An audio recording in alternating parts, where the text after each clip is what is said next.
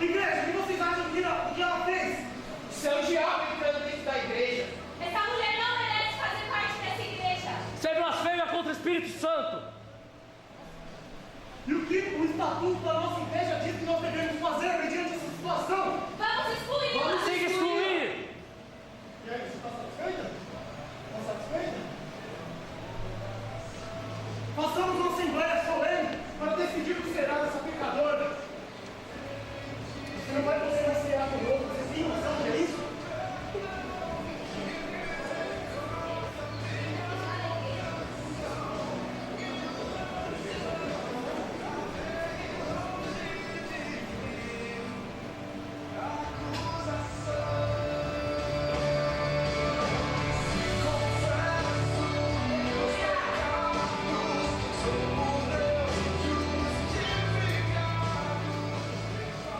Na antiga lei, estava escrito que quem fosse imoral merecia ser apedrejado. Mas eu digo para vocês que qualquer que olhar para uma mulher e desejá-la, comete pecado. Sendo assim, quem entre vocês não peca?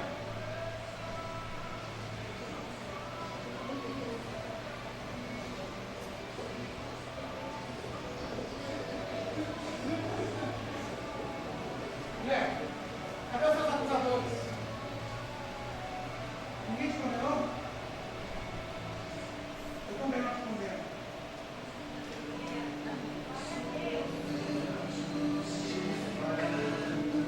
Deixo a culpa sobre a cruz, sou liberto. Encontrei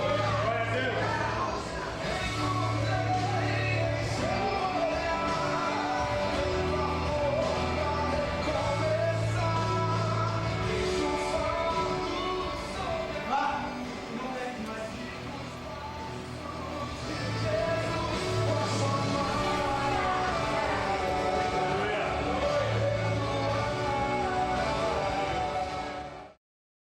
Glória a Deus. Amém, meus irmãos?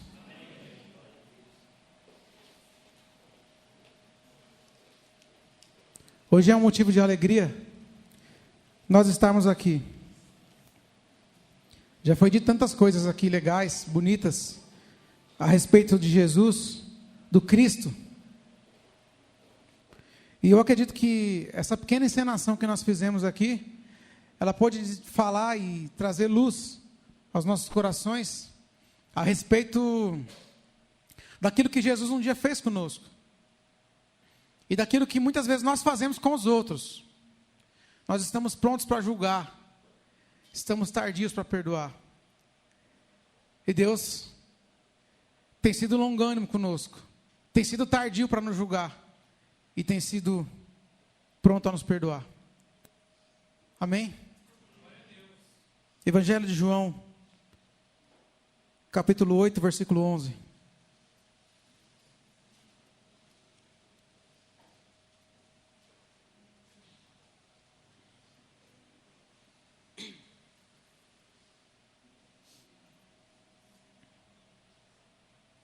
Aliás, do versículo 1 ao versículo 11.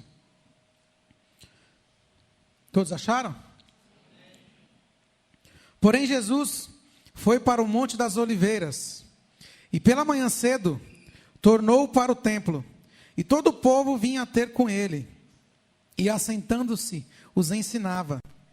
E os escribas e fariseus trouxeram-lhe uma mulher apanhada em adultério, e pondo-a no meio, disseram-lhe: Mestre, esta mulher foi apanhada no próprio ato adulterando. E na lei nos mandou Moisés que as tais sejam apedrejadas. Tu, pois, o que dizes? Isto diziam eles, tentando para que tivessem do que acusar. Mas Jesus, inclinando-se, escrevia com o dedo na terra. E como insistissem, perguntando-lhe, endireitou-se e disse-lhes: Aquele que dentre vós está sem pecado, que atire a primeira pedra contra ela. E tornando a inclinar-se, escrevia na terra. Quando ouviram isto, saíram um, a começar pelos mais velhos, até os últimos. Ficou só Jesus e a mulher que estava no meio. E virando para ela, Jesus, E não vendo ninguém mais do que a mulher, disse-lhe: Mulher, onde estão aqueles teus acusadores? Ninguém te condenou? E ela disse: Ninguém, Senhor. Então Jesus a disse: Nem eu também te condeno. Vai e não peques mais. Amém? Vamos orar? Pai, em nome do teu Filho amado, em nome de Jesus Cristo, o nome que foi exaltado, o nome que está acima de todo outro nome, que nós oramos nesse momento, Pai. Nós estamos aqui porque a tua graça nos possibilitou, Senhor. Porque temos um sacerdote que intercede por nós. Porque temos um Deus que se relaciona conosco e nos tirou da vida de pecado para uma novidade de vida. E nos trouxe do reino das trevas para o reino da sua luz. Nessa noite, Pai, eu te peço, Deus, fala aos nossos corações, Deus. Usa as nossas vidas, Senhor. Que nós possamos estar atentos à Tua palavra, Senhor. Que essa palavra seja transformação, seja comunicação de vida para os nossos corações, ó Pai. Que nós possamos sair daqui um tanto mais aperfeiçoados, Pai. Um tanto mais encorajados, ó Deus, a perseguir até o fim este caminho que nos levará até o caminho de glória, Pai. Em nome de Jesus, e é por meio dele que nós oramos. Amém. Amém, meus irmãos? Nós estamos falando aí esse bimestre sobre ser uma igreja bíblica e relevante, né? Eu acho muito relevante falar sobre perdão. Perdão de pecados. É sempre bom a gente falar sobre perdão. Essa palavra traz um alívio para a nossa alma. Essa palavra é um bálsamo para a nossa vida. Quando nós falamos da graça de Deus e do perdão que o Senhor exerce sobre as nossas vidas. É interessante a gente entender que Jesus... que foi feito nessa peça aqui, Jesus ele exerce um papel de advogado daquela mulher, e ele também exerce o papel de juiz. Ele dá a sentença e diz: perdoados estão os teus pecados. Nós temos um Deus que se relaciona conosco. Nós não temos um Deus que está longe da nossa vida. Nós não temos um Deus que no dia a dia, na dificuldade que nós passamos, quando nós estamos indo para o trabalho, ou quando nós estamos indo estudar, ou quando as contas, as dívidas começam a chegar, quando a dificuldade financeira bate na nossa porta, nós não temos um Deus que está apático a essas coisas. Nós temos um Deus que se relaciona, um Deus que está transcendente, que está longe, mas também é um Deus que está eminente, está perto. O Deus que criou todas as coisas, Ele está em nós, Ele está entre nós. E Ele tem ouvido a nossa oração. E a nossa súplica tem chegado até Ele. Quando nós falamos de perdão, nós falamos de alma angustiada. Porque o perdão, ele pressupõe o arrependimento. E o arrependimento pressupõe o erro.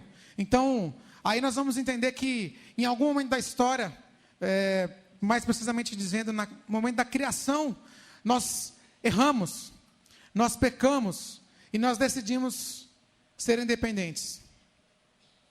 Deus não seria injusto se nos condenasse na nossa falha. Deus seria justo, porque Deus é santo. Não habita com o pecado. Mas Deus transcende a justiça por causa do seu amor. O seu amor é que fez Ele nos perdoar. O seu amor é que fez Ele nos trazer de volta. Então eu quero dizer para você nessa noite, antes de começar essa palavra, que Deus Ele não desistiu de você. Que você pode se sentir um pecador, um lixo, um miserável. E eu quero dizer para você que Deus ele é especialista em pegar pessoas assim e transformar a vida. É nisso que Deus é glorificado. Em que nós andemos em novidade de vida. Se você não tem força, eu quero dizer uma coisa.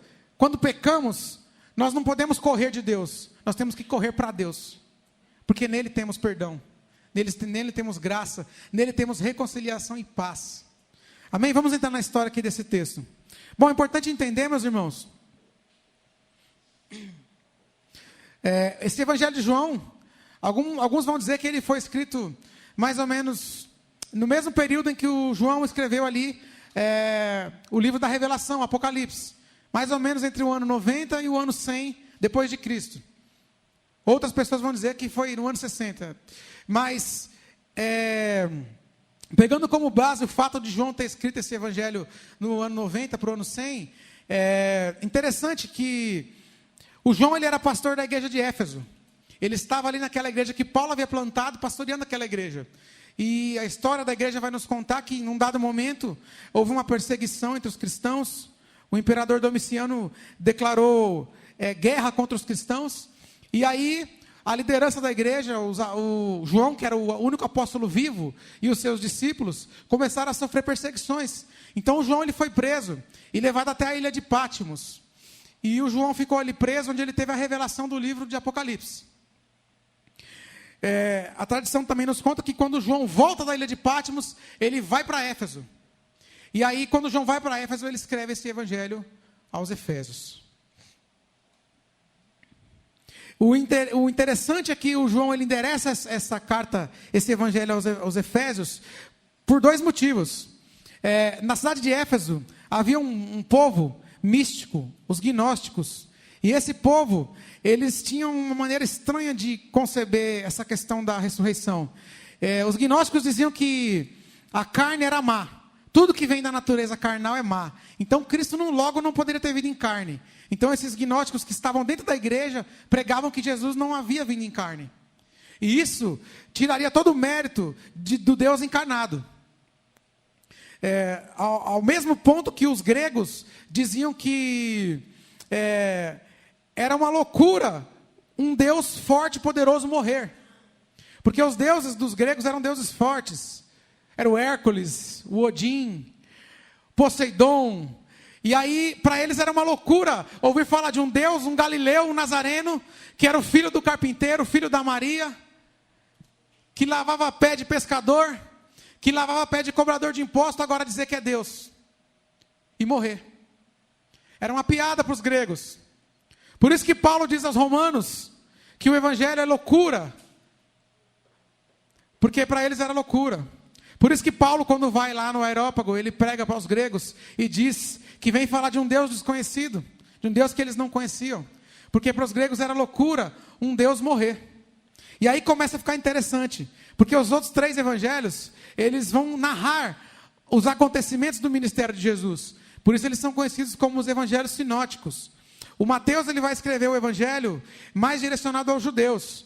Vai dar uma conotação messiânica. O Mateus ele revela Jesus como o Messias que Israel esperava. O Marcos, pela qualidade de detalhes e pela pressa com qual ele escreveu a narrativa, ele vai escrever aos Romanos. A gente vê ali que tem muito a ver a característica do que o Marcos escreveu com os Romanos. E o Lucas, ele escreve aos gregos, falando de Jesus como servo. O Mateus vai falar de Jesus como Messias. O Marcos vai falar de Jesus. O Marcos vai falar de Jesus como homem. E o Lucas vai falar de Jesus como servo. Mas o João não. O João ele vem e ele começa o seu evangelho dizendo o seguinte: Jesus é Deus.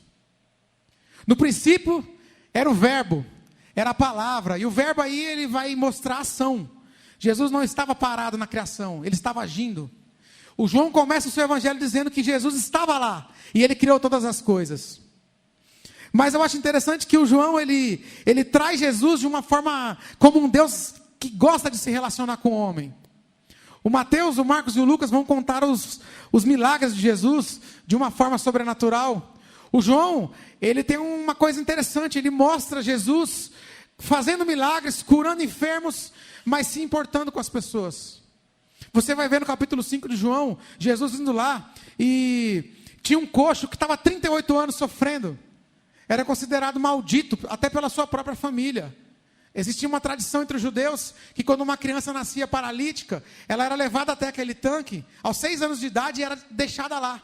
Na verdade, não havia um anjo que balançava as águas. Isso era uma lenda. Eles faziam isso para marginalizar as pessoas que tinham algum defeito. Para deixar essas pessoas à parte da sociedade. Então aquele homem estava 38 anos padecendo. A sua própria família o considerava amaldiçoado por Deus.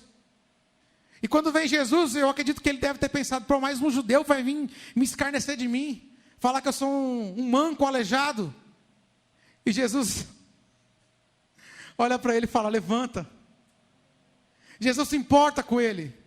Agora não está mais dizendo do Jesus, como Mateus dizia, o Todo-Poderoso, como Marcos dizia, aquele que foi tentado e prevaleceu na tentação, como Lucas dizia, o servo, aquele que veio da Maria, aquele que padeceu, aquele que sofreu dores. Agora está falando de um Jesus que se relaciona. E eu espero que esse Jesus que se relaciona seja algo muito próximo da minha e da sua vida. É isso que Deus quer ser conosco, irmãos. Deus não quer ser aqui um ídolo, que nós viemos aqui no domingo e devotamos uma liturgia, e na segunda-feira a gente vive como se Ele não existisse. Deus quer se relacionar conosco. Deus quer ser parte da minha vida e da sua vida. Deus se importa com o que você passa. E é por isso que Ele não desiste de você. Porque o Senhor nos ama. Ele não nos imputa justiça no momento que nós pecamos. Porque no momento que nós pecamos, toda a justiça está imputada sobre Cristo. Sobre os seus ombros. É nas suas pisaduras que fomos sarados.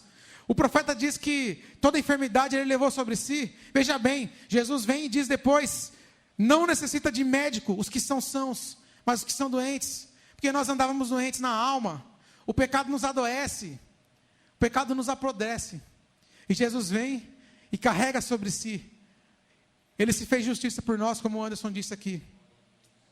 Nós vemos o Jesus ali também, na ressurreição de Lázaro. Olha que fato interessante. Alguns fatos que eu estou dizendo aqui só falam no Evangelho de João. Na ressurreição de Lázaro, o Lázaro era amigo de Jesus. Então as duas irmãs de Lázaro, a Marta e a Maria, vêm até Jesus e falam: mestre, o meu irmão está padecendo. Aquele que você diz que ama está morrendo. Faz alguma coisa, mestre. Pelo amor de Deus.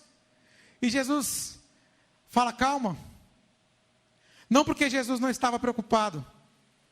É porque Jesus sabe a hora certa. Onde as nossas forças se acabam. Onde a nossa esperança está minando. É onde Jesus entra. Pega a nossa mão e nos levanta. Talvez isso não faça sentido para você agora, mas um dia eu tenho certeza absoluta que vai fazer. Um dia você pode passar por uma situação onde você olha para o lado e ninguém possa te ajudar. Nem o seu pai, nem a sua mãe, nem o pastor. Mas Jesus vai estar lá. Tenha certeza. Então Jesus vai até a cidade de Betânia, aquela aldeia, e quando chega lá, as esperanças estavam perdidas. E ele fala: cadê o Lázaro? O Lázaro está morto. Jesus fala: tirem a pedra. E quando a pedra é tirada, Jesus fala: Lázaro, vem para fora. Mas o que eu acho mais maravilhoso nessa palavra não é Jesus ter falado: Lázaro, vem para fora. É quando as irmãs de Lázaro vão até Jesus e o texto diz: Jesus chorou. Jesus chorou. Jesus, o amigo de Lázaro, chorou. Jesus, o Deus que fez todas as coisas, agora se inclina e chora por alguém. Nós vamos ver também ali a viúva de Naim. Todo mundo sabe aqui que uma viúva naquela época não tinha apoio do governo. Ou ela tinha que ter filho para sobreviver, ou ela ia mendigar, ou se entregar uma vida fácil. Jesus, quando vê aquela mulher saindo da cidade, a multidão, e o seu filho no caixão, diz a Bíblia que Jesus se moveu de íntima compaixão e tocou o caixão, e o filho daquela mulher ressuscitou. Olha só, meus irmãos, Jesus se moveu de íntima compaixão pelo coxo. Jesus chorou pela morte do seu amigo Lázaro. Jesus se moveu de íntima compaixão com a viúva de Naim. Olha o Deus relacional aí, ó.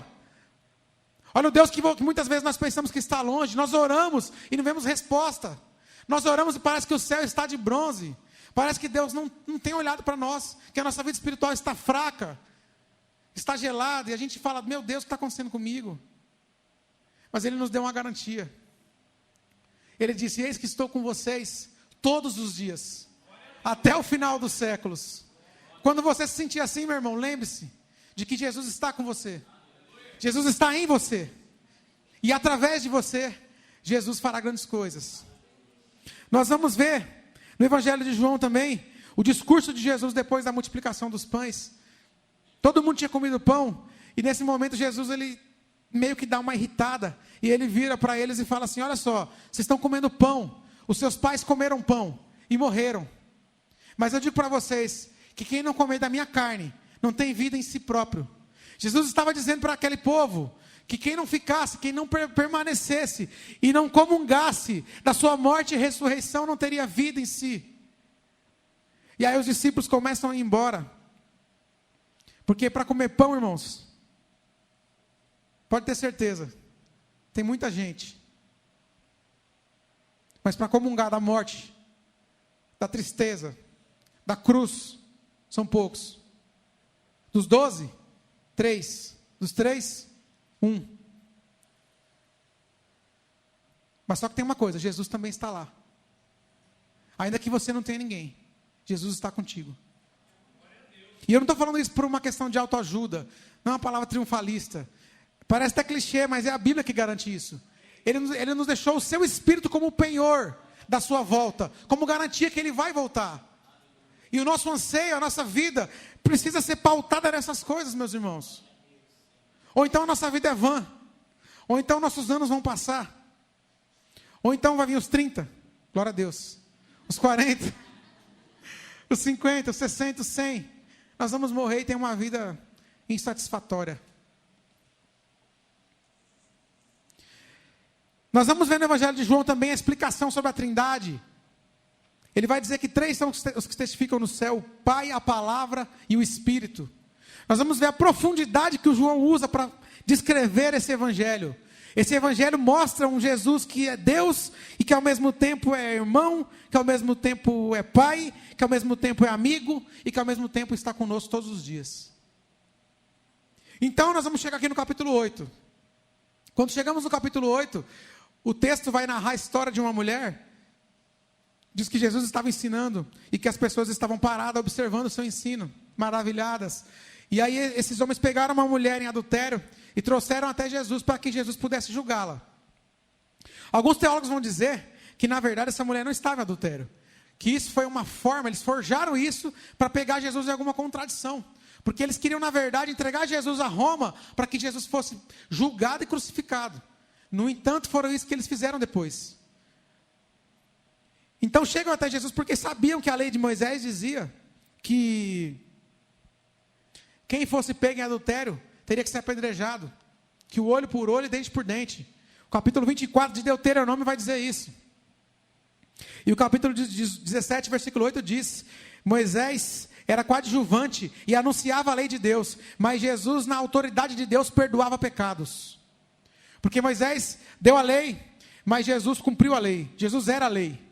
Jesus não falou para aquela mulher: olha, vai para casa, ora, vem na sinagoga, paga a penitência que você vai ser perdoada. Jesus naquele momento diz: vai, os teus pecados estão perdoados. Irmãos, disse na coinonia outro dia e vou repetir.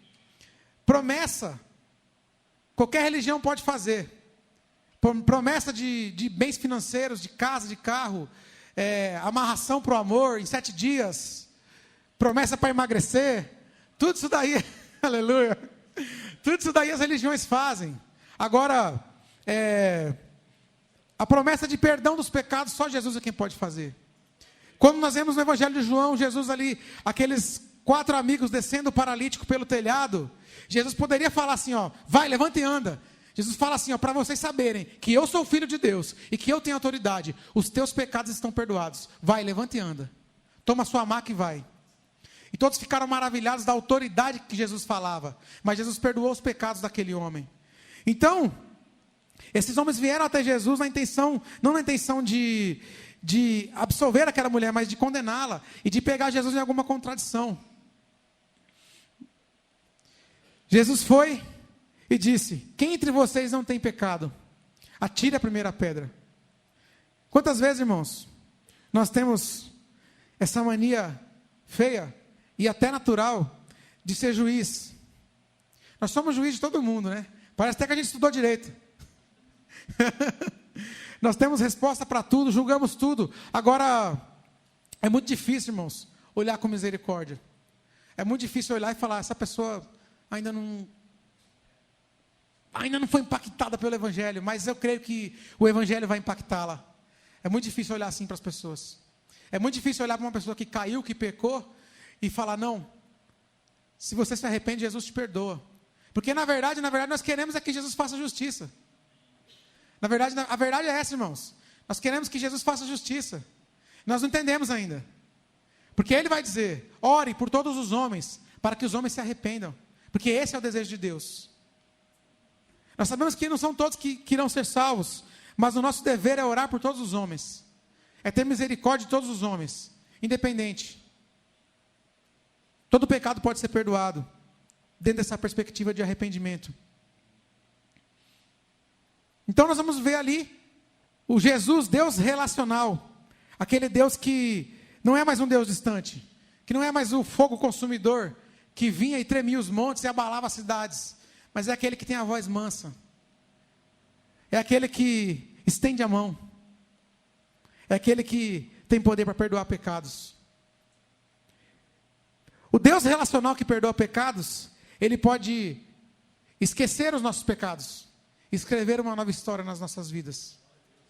E Ele pode nos dar mais uma chance, irmãos.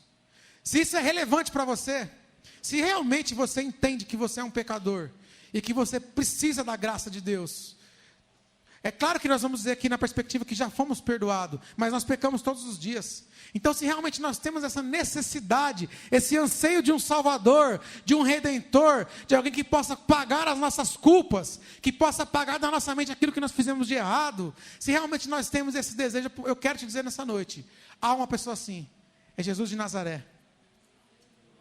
Ele te amou no passado. A Bíblia diz que o Cordeiro foi imolado antes da fundação do mundo.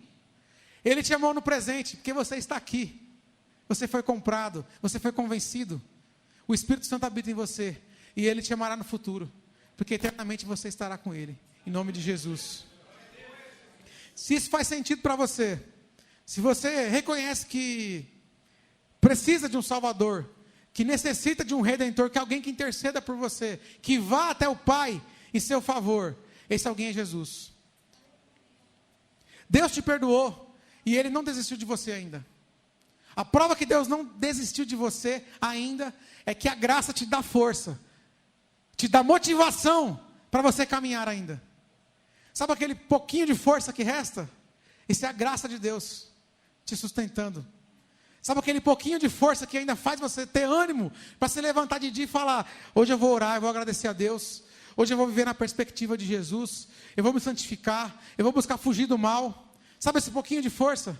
É a graça de Deus atuante em nós. Então o texto vai dizer que Jesus fala para aqueles homens: se vocês não têm pecado, atire a primeira pedra. Porque os fariseus, os religiosos eram hipócritas. Eles condenavam aquela mulher, mas também tinham uma vida de pecado. E Jesus, conhecendo o íntimo, fala: se você não tem pecado, atira a primeira pedra. E nesse momento, como nós vimos na peça, eles começam a sair. Então Jesus fala para a mulher: cadê os teus acusadores? Ninguém te condenou? Não. Eu também não te condeno, vai e não peques mais. É sobre essa perspectiva que eu queria refletir nessa noite. Se ninguém nos condena, se nós temos paz com Deus, se a nossa consciência tem paz com Deus, nenhuma condenação há para as nossas vidas. E o sangue de Jesus nos purifica de todo o pecado. Isso é motivo suficiente, meu irmão. Motivo suficiente para nós termos motivação para continuar. Para nós acordarmos amanhã, segunda-feira, um dia difícil, e lembrarmos disso. A motivação, a ânimo, a força. Porque Cristo e a graça de Cristo está sobre a minha vida. Em nome de Jesus. Nós precisamos reconhecer as nossas misérias, irmãos, e não querer mais pecar. Nós pecamos, mas o desejo de pecar precisa ir desaparecendo todos os dias das nossas vidas. Se dissermos que não temos pecado, somos mentirosos e fazemos Deus mentiroso, e a sua palavra não está em nós. Mas se confessarmos os nossos pecados, Ele é fiel e justo para nos perdoar. Se nós reconhecemos que somos pecadores e que precisamos da graça de Deus, certamente Ele vai nos perdoar. E o terceiro ponto, para que nós recebamos perdão de Deus, é que nós precisamos perdoar os outros. Aqui está o espinho de tudo. Aqui está o espinho de tudo. Se nós oramos o Pai Nosso e não perdoamos o próximo, nós estamos falando a nossa sentença de morte. Nós estamos pedindo: Deus, me trata como eu trato o outro. Porque eu falo: perdoa os meus pecados, assim como eu perdoo os pecados das outras pessoas. Se eu não tenho perdoado as pessoas, se eu não tenho buscado relevar, perdoar a falha de quem amo, de quem caminha comigo, então aí eu estou pedindo para que Deus me trate da mesma forma e não me perdoe. Por isso Ele diz no final: a quem vocês perdoarem os pecados, os seus pecados serão perdoados. A quem vocês não perdoarem, os seus pecados serão retidos. Nós precisamos nos parecer com Jesus nesse quesito. E na prática isso é muito difícil, irmãos. Isso é muito difícil. É muito difícil perdoar. Perdoar de verdade. Mas é o desafio da nossa vida. Jesus está nos dizendo para que nós pareçamos com Ele. O seja feita a sua vontade, assim na terra como no céu, envolve isso. Nos parecemos com Jesus no nosso coração. Amarmos, perdoarmos e sermos misericordiosos como Ele é conosco. Retribuir aquilo que foi feito por nós no Calvário. Retribuir a graça, a misericórdia, a compaixão para as outras pessoas. Que nós possamos viver dessa perspectiva, meus irmãos. Isso é relevante. Relevante é transformação de caráter. Relevante é mudança de vida. Relevante é eu olhar o ano passado e falar: esse ano eu estou evoluindo. Esse ano eu caminhei mais do que o ano passado. E o ano que vem eu olhar para esse ano e falar: esse ano eu estou evoluindo. E no outro ano eu olhar e falar: esse ano eu estou evoluindo mais. E assim de ano em ano, de fé em fé, de glória em glória, até que nós nos pareçamos com Cristo de verdade. Até que nós possamos, das quatro paredes para fora, rompendo a barreira do templo, sermos sal e sermos luz. O sal tem propriedades, irmãos. O sal, ele dá tempero, ele conserva, né? O sal tem propriedades. E a luz também tem. Que essas propriedades estejam em nós.